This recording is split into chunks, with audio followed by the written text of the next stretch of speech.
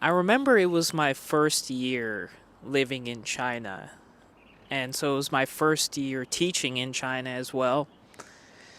And I just remember feeling like the way people interacted, the way people talked to each other was so different from what I was used to in America. And so I kind of wanted to figure out why I felt like this. Why did I feel like Chinese people interacted in such a different way than Americans do? And so I think I saw this somewhere online on a blog. It mentioned the peach and passion fruit analogy. And this was a way to describe how Americans and Chinese people express themselves and express their identities. And so I just wanted to share this with you because I just remembered it and I thought it was super interesting. So, to start off, the analogy describes Americans as peaches.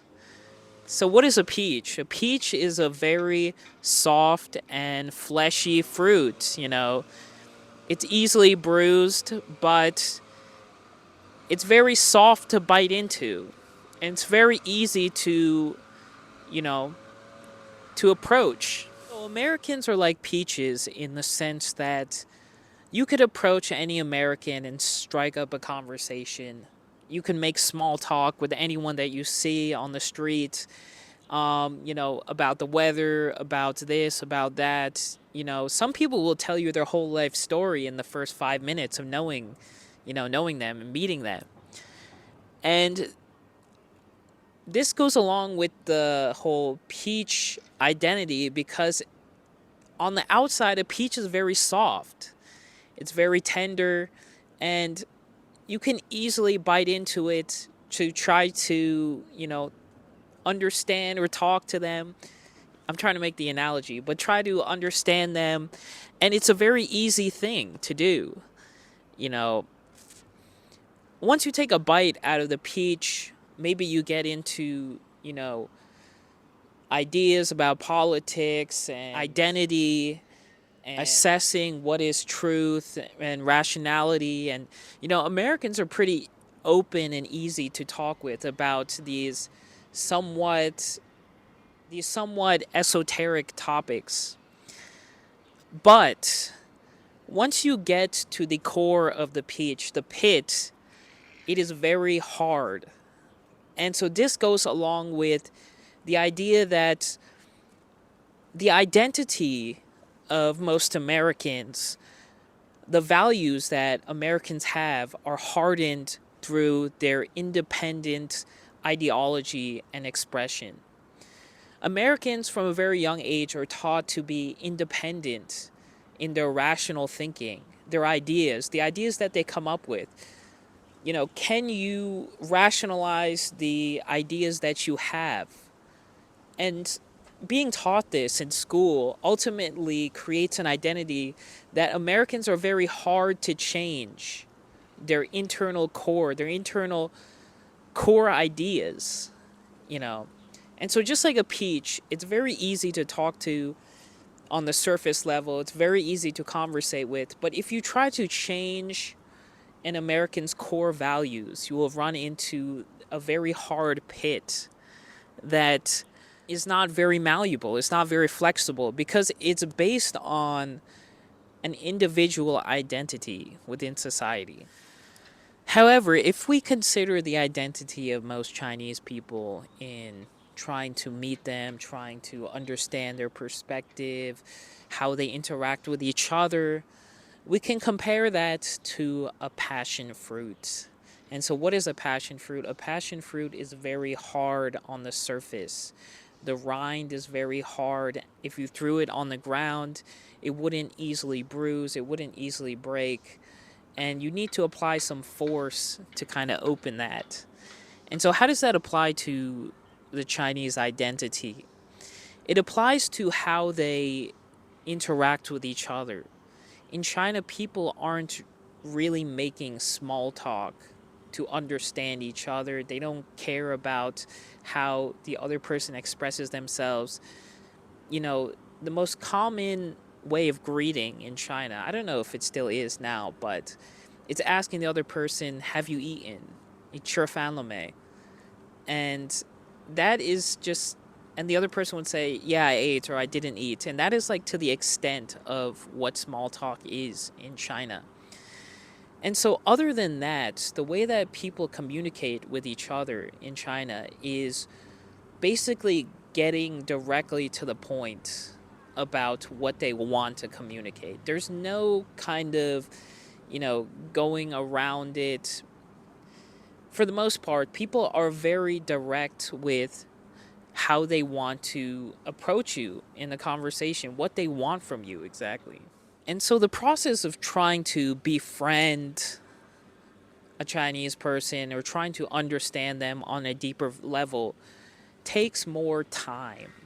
And this is the thing you have to understand about interacting with Chinese people, trying to make friends on a deeper level, trying to get to a more emotional, maybe even spiritual level with the friends you make in China, is that it all only comes with time.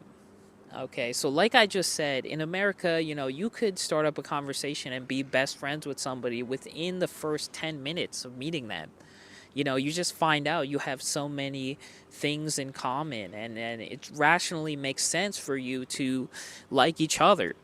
But in China, relationships are all dependent on how long you have known that person and how much shared experience that you have with that person. And so Chinese people will always consider the closest relationships that they have in life to the people that they have known the longest. And so if you only meet a Chinese person and talk to them and maybe try to get something from them, it won't be as easy as it is with Americans. They're very closed off and very hard to approach, at least on the surface. You might confuse this with, how Chinese people are very kind and offer a lot of things to foreigners in China. They're very nice. Maybe they'll give you a meal, they'll give you something for free. But that has more to do with treating a guest and has less to do with actually, getting to know this person on a level.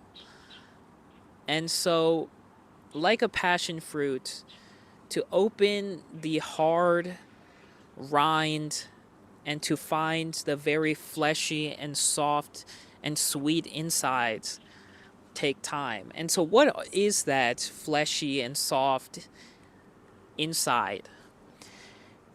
And I think it kind of displays itself as how most Chinese people are deeply defined by their surroundings and their place in society. The people that surround them kind of creates that identity for that person. You could talk about their family, the friends that they have known pretty much since primary school. And having this identity created from the people around them rather than, creating identity for themselves is the core difference between understanding Americans and Chinese people. And so if you are able to get to the inside of that passion fruit, then you'll be able to change some ideas. What are the ideas that that Chinese person holds? And that's just based on the relationship that you have with them. You could change their ideas, their conceptions about certain ideas if you've known that person for some time. Actually, I would say a lot of Chinese people, their ideas change based on what their friends and what people they know tell them. You could have one person who believes one thing and another person who believes the complete opposite thing in China. And that's just because of who they know and what that person has told them. And so this is the analogy of the peach and the passion fruit that I wanted to share with you. This is the analogy that I put on a PowerPoint for my students my first year in China, because I think it's a very important point to understand when it comes to, making friends in China. But on a more holistic level, trying to understand Chinese people, Chinese culture, and how their socialization and identity is different from Americans. And so I think that's a valuable thing to understand and take into account. So, anyway, as always, if you appreciate the things I'm sharing with you about modern China through my own ideas and anything that I could share with you, then of course, subscribe to the channel, leave a comment, and like the video, and I will see you in the next video.